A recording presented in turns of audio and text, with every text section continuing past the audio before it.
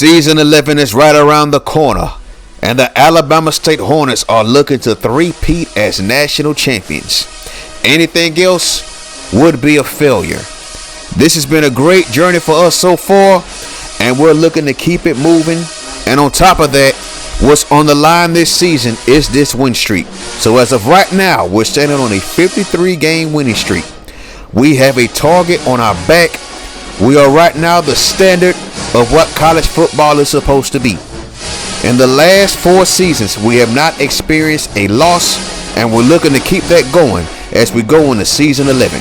Dan Finnerty returns as our starting quarterback. He has improved a lot in the offseason, and he's close to a 99 overall.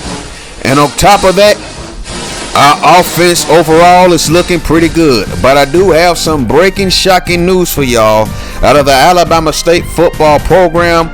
This might affect us if Dan Finnerty goes down, because if he does, we might be screwed. So Gerard Green tore his Achilles during spring practice.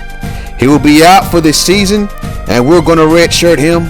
He's going to be rehabbing, just working on his schoolwork and working on getting better as a quarterback. You'll probably see him on the sideline all season, but he is done before the season started. Hopefully he'll be around come season 12. But right now we can't focus on that. We have to focus on what we have now. Great speedy recovery to Gerard Green, but this is why we recruit. So here it goes right here. Dan Finnerty is at 97 overall. Gerard Green sits at 85 overall. He's going to be redshirting this season. After that, we have a 78 overall player. And then, of course, we got Ricky Lee coming in. Overall, it's not that bad at the quarterback position. But Dan Finnerty is looking to have the season of his life. He's a senior. But if he is to ever to go down, we're going to have an inexperienced quarterback take that spot. Justin, Frankie, Beverly, and Mays, it is now your time. Justin, Frankie, Beverly, Mays, the junior now. He's going to be the guy at running back. He's going to be leading this running back unit. We don't have that much speed.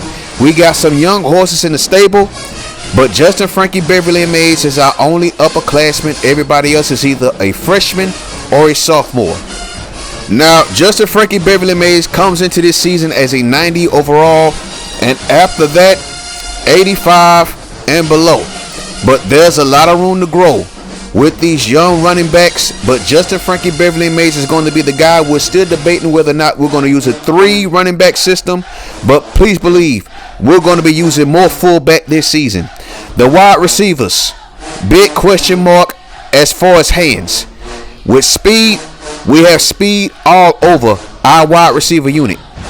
We have height all over the wide receiver unit. Everybody on the depth chart at wide receiver is 6'2" and up. Patrick Collier's back. Kevin Garnett Humphrey is back. Both of them are juniors. Both of them could potentially leave after this season. And of course we have Ruben Studdard Smith, the sophomore out of Yonkers, New York. Brian Cook, the former 5-star out of New Mexico, is looking to have a better season. And then we have Fitzpatrick coming in as a redshirt freshman. We are deep at wide receiver, but we need consistent hands, and that's going to be the biggest issue with this wide receiver unit. So here goes the depth chart. Kevin Garnett Humphrey comes in at 94 overall. Patrick Collier, he's the fastest wide receiver on this team. Followed by Ruben Studdard Smith at 93. Overall, you see the potential with this wide receiver unit. We got Cook, and then we got Cliff Fitzpatrick, 87 speed, 88 speed. I like what we see so far as the wide receivers.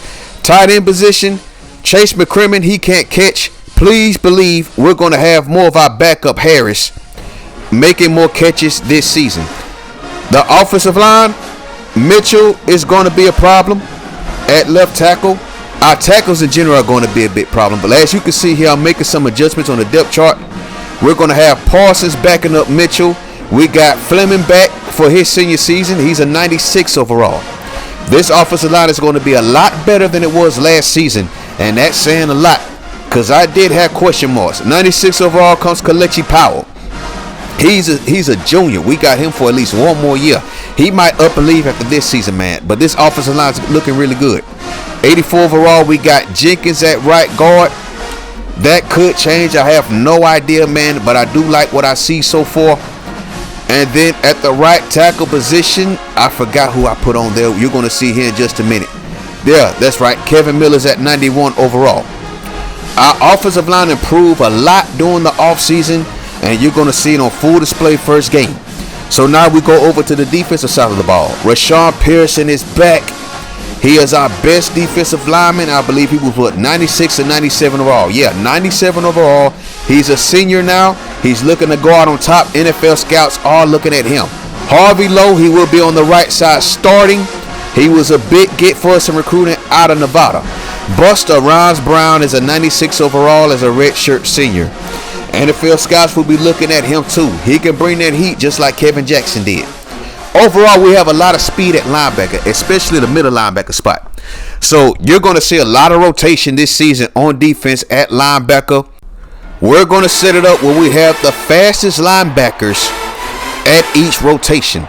The secondary is going to be nice. Despite losing Aaron Landrum, despite losing Booker T. Reed, we're still going to be good. Nate Reed is back. Ryan Anderson is back. But now we're looking for somebody to take over at strong safety, and we're looking for somebody to take on at the other cornerback spot. Then we got to find another nickelback. That's where Charles Alexander the Great flourished. But overall, we're going to be pretty nice in the secondary. No doubt about that. With Ryan Anderson being our best cornerback, I believe he comes in now at 93 overall for his senior season. Yes, there it is right there. After him, we have Wilson, we have Avery, then we have a couple of more cornerbacks we got in the offseason. Nate Reed comes in at 96 overall as a senior. Quincy Long, a redshirt senior, is also a high 90 player. See, you see our kicker, you see our punter, long snapper, kick returner. We're going to have Ryan Anderson, and I think I put Patrick Collier up there if my memory is correct. I forgot, but anyway. Oh, never mind, take that back. True freshman Keith Jackson will be returning kicks for us. We're going to have our fastest players on special teams returning. I thought about doing impact players, but I don't like having, especially my running backs, I don't like having my running backs returning kicks for the most part. Gene Speedy Singleton was the only exception. But this team overall is going to be really good. And it's definitely going to pan out when we face 3 teams to start the season in the top 25.